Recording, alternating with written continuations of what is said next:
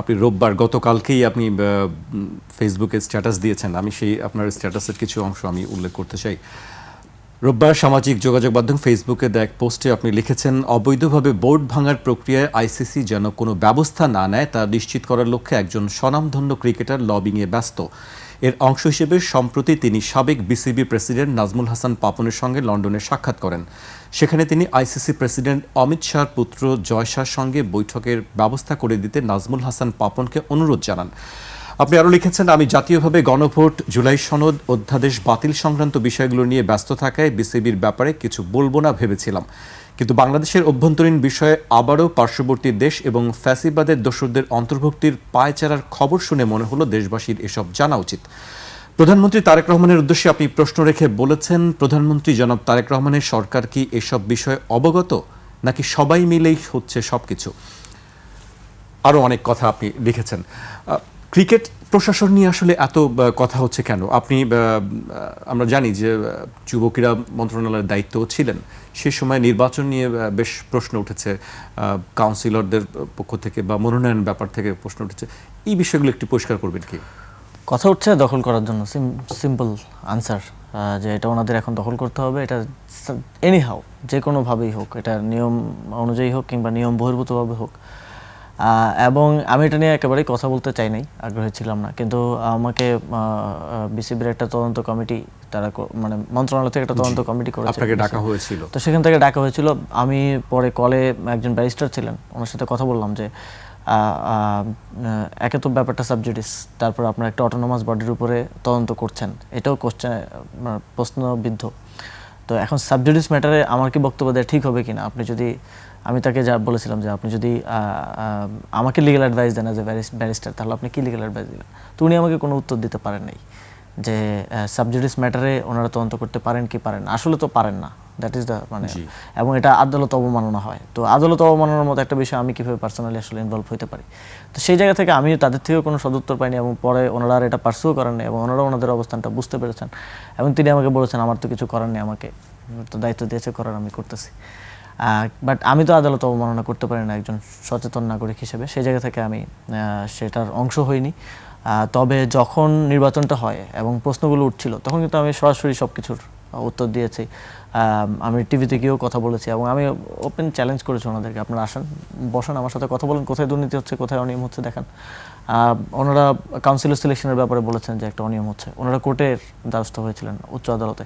উচ্চ আদালত কিন্তু রায় দিয়েছে যে এটা কনস্টিটিউশনালি হচ্ছে, এখানে অসুবিধার কিছু নাই।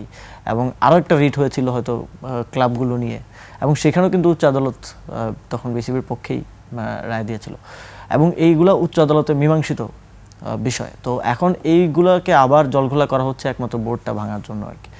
এবং ওনাদের কাছে যদি কোনো ভ্যালিড ওয়ে থাকতো এই বোর্ড ভাঙার, তাহলে ওনারা অবশ্যই ডিরেক্টরদেরকে পদত্যাগ করার জন্য চাপ দিতেন না, কিংবা পদত্যাগ করাতেন না। এখন দেখছেন ডিরেক্টরদের পদত্যাগের হিড়িক পড়ে গেছে। বিসিবি প্রেসিডেন্টও বলছেন যে আমি শেষ ব্যক্তি, যে আমি থাকবো, শেষ ব্যক্তি হলে আমরা থাকবো। হ্যাঁ, তো এই যে, তাহলে তো আপনার পদত্যাগ করাইতে হয় না বোর্ড ভাঙার জন্য, আপনার কাছে যদি ভ্যালিড কোনো ওয়ে থাকে।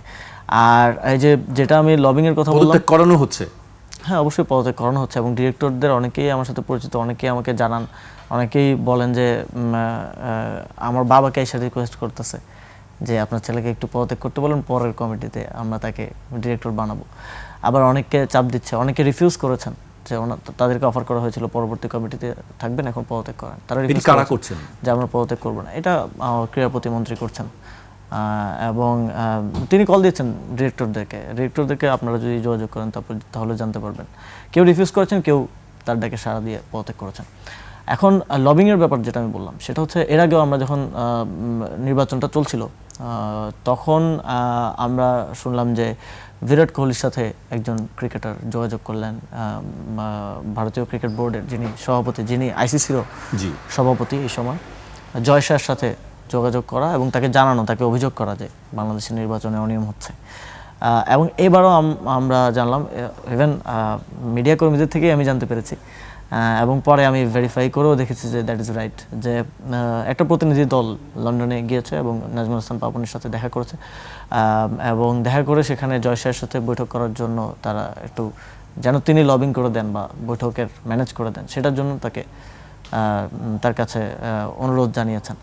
তো তখন আমার মনে হলো যে এটা অন্তত এই বিষয়টা মানুষের কাছে স্পষ্ট থাকা উচিত, কারণ এখানে আমরা লাস্ট বিশ্বকাপে আমরা দেখেছি যে ভারত কিভাবে ক্রিকেটেও আধিপত্যবাদ ইয়া করতে চায়, পলিটিক্যালি তো করেই আমাদের উপরে করেই আসছে। তো এবং সেখানে বাংলাদেশ ক্রিকেট বোর্ড একটা শক্তিশালী অবস্থান নিয়েছে, বাংলাদেশের জনগণ সমর্থন দিয়েছে যে বাংলাদেশ খেলতে যাবে না, এবং সেক্ষেত্রে পরবর্তীতে পাকিস্তান সহ অন্যান্য ক্রিকেট বোর্ডের মধ্যস্থতায় বাংলাদেশ ক্রিকেট বোর্ডকে একটা ক্ষতিপূরণও বিসিবি থেকে দেওয়া হয়েছে। সেই জায়গা থেকে আবার ভারতের যারা আমাদের উপর আধিপত্যবাদ চালিয়ে আনন্দ পান তাদের দ্বারস্থ হওয়াটা আমার মনে হয়েছে যে এটা এই জায়গায় এটা তো আমাদের রাজনৈতিক লড়াইও, এটা শুধু ক্রিকেটের জন্য বা স্পোর্টসের জন্য না, আমরা দীর্ঘদিন ধরে ভারতীয় আধিপত্যবাদের বিরুদ্ধে লড়াই করে যাচ্ছি জাতি হিসেবে। সেই জায়গা থেকে আমি এটা জনগণের কাছে খোলাসা করা প্রয়োজন বলে মনে করেছি, এবং যারা এটার সাথে ইনভলভ তারাও এখন পর্যন্ত কোনো জবাব দেয়নি, কারণ দেওয়ার মতো কিছু নেই, দ্যাট ইজ ট্রু। আপনি যেটি বলছেন যে ভারতীয় আধিপত্যবাদের, এটা আমরা সবাই জানি, কিন্তু আসলে স্পোর্টসের সেই জায়গাটাতে কি আসলে সরে আসা সম্ভব? মানে ভারতের সঙ্গে আমরা খেলবো না বা ভারতের সঙ্গে কোনো ধরনের মোকাবেলা আমরা করব না, সেটা কি আসলে না? এটা অবশ্যই বের হয়ে আসা, মানে সেখান থেকে ভারতের সাথে খেলবো না বা এই অ্যাপ্রোচটা তো ঠিক না। অবশ্যই স্পোর্টসটা সবার সাথেই খেলার জায়গাটা এবং সৌন্দর্যটা আসলে থাকা উচিত, কিন্তু সেখানে যেই পরিস্থিতিটা হয়েছিল মোস্তাফিজুর রহমানকে আইপিএলের টিম থেকে বাদ দেয়, এটা আমাদের জন্য জাতিগতভাবে লজ্জাজনক এবং অপমানজনক। অবশ্যই সেটার একটা আনসার করা উচিত ছিল, এবং সেটার আনসারটাও বাংলাদেশ সে সময় করেছে।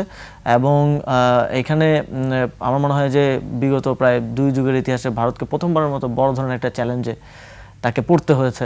বিশ্বকাপ নিয়ে অনিশ্চয়তা তৈরি হয়েছে এবং অন্যান্য দলগুলো বলেছে তারা খেলবে না, পাকিস্তান বলেছে তারা ভারত পাকিস্তান ম্যাচ খেলবে না। পরে ভারতের গিয়ে পাকিস্তানের হাতে পায়ে ধরতে হয়েছে, বাংলাদেশের হাতে পায়ে ধরতে হয়েছে, এবং তারপরে গিয়ে হচ্ছে তাদেরকে বাংলাদেশকে একটা না খেলা সত্ত্বেও কিন্তু রেভিনিউ শেয়ার থেকে শুরু করে যেই জিনিসগুলো বাংলাদেশের পাওয়ার কথা সেগুলো বাংলাদেশ পেয়েছে।